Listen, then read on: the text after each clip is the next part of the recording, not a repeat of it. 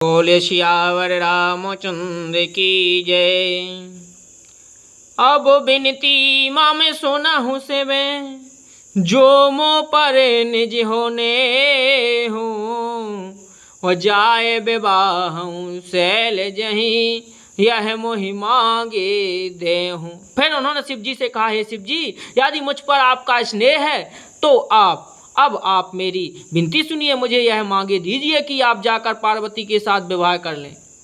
काहे से वो यद्यपि चेते असे नाही, नाथ बचन पुनि मैटी न जाही। सिर धरि आया सो करहि तुम्हारा, परम धर्म यह नाथ हमारा। शिव जी ने कहा यद्यपि ऐसा उचित नहीं है, परंतु स्वामी की बात भी मैटी नहीं जा सकती। हे नाथ, मेरा यही परम धर्म है कि मैं आपकी आज्ञा को सिर पर रखकर उसका पालन करूं। कि माँ तो पिता गुरु प्रभु के बानी, बिनहि विचार करई शुभ ज्ञानी। तुम सब भांति परम हितकारी, आज्ञा सिर पर नाथ तुम्हारी। माता पिता गुरु व स्वामी की बात को बिना ही विचारे शुभ समझकर मानना चाहिए। फिर आप तो सब प्रकार से मेरे परम हितकारी हैं नाथ, आपकी आज्ञा मेरे सिर पर है। कि प्रभु तो स्यों सुनि शंकर बचना, भगति विवेक धर्म ज्योत रचना।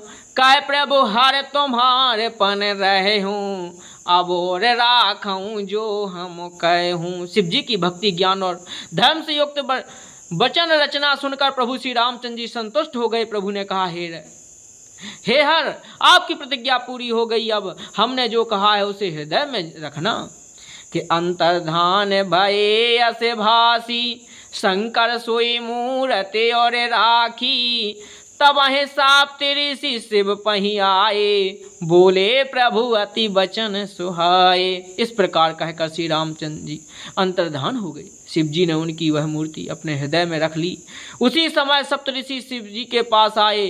प्रभु महादेव जी ने उनसे अत्यंत सुहावने वचन कहे कि पार्वती कहीं जाए तुम्हें प्रेम पर के छाले, गिरहि प्रेरी पठे अहूँ भवन, दूर करहूँ संदेह। आप लोग पार्वती के पास जाकर उनके प्रेम की परीक्षा लीजिए, हिमाचल को कहकर उन्हें पार्वती को ले जाने के लिए भेजिए तथा पार्वती को घर भिजवाइए और उनके संदेहों को दूर कीजिए।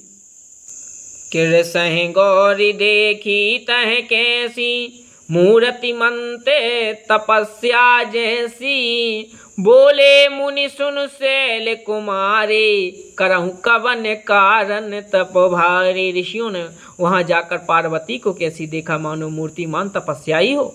मुनि बोले, हे शैल कुमारी, सुनो, तुम किस लिए इतना कठोर तप कर रही हो? कहीं अवराध का तुम चय हूँ, हम सन सत्य मरम किन कह हूँ।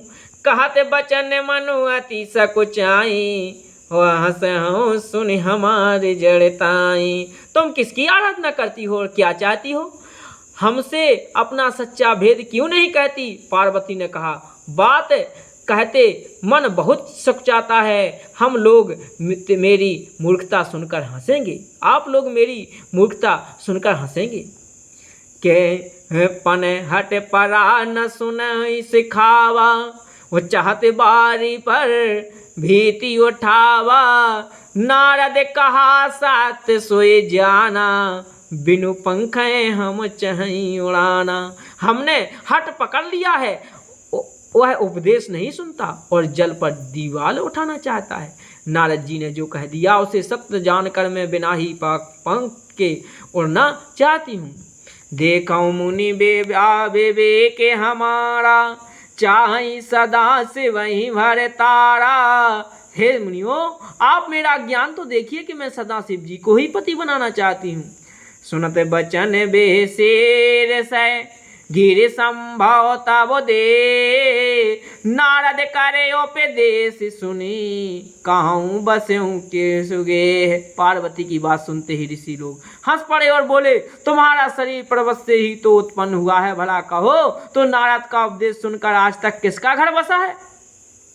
कि दक्ष स्वतः उपदेश है जाई, तिन फिर भवनो न देखा आई, चित्रकेतु कर घर उन घाला, कनक कश्यप कर पुनिय से हाला। उन्होंने जाकर दक्ष के पुत्र को उपदेश दिया था, जिससे उन्होंने फिर लौटकर घर मुँह भी नहीं देखा। चित्रकेतु के घर को नारद ने ही तो चौपट किया, फिर यही हाल हिरण्याकश्यप का हुआ कि नारद सिख जे सुनहि नर नारी, अवश्य हो ये तज भवन भिकारी। मन कपटी तन सज्जन चीना, आप सरस सब ही चहकीना। जो स्त्री पुरुष नारद की सीख सुनते हैं वे घर बार छोड़कर अवश्य भिखारी हो जाते हैं। उनका मन तो कपटी है, शरीर पर सज्जनों के चिन्ह हैं, वे सभी को अपने समान बनाना चाहते हैं।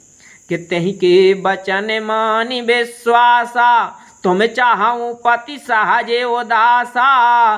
निर्गुण निर्लज को वेश कपाली, अकुले अगे है दिगंबर ब्याली।